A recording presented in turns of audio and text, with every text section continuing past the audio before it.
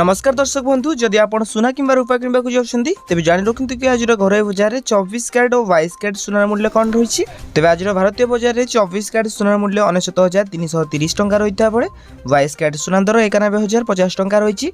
ठीक से पूरी राजधानी भुवनेश्वर में 24 कैरेट सुनार मूल्य 10 ग्राम पिछा 69,330 टंका रही था बेले 22 कैरेट सुनार मूल्य 91,050 टंका रही। ठीक से पूरी मुंबई में 24 कैरेट सुनार मूल्य 69,330 टंका रही था बेले 22 कैरेट सुनार मूल्य 91,050 टंका रही।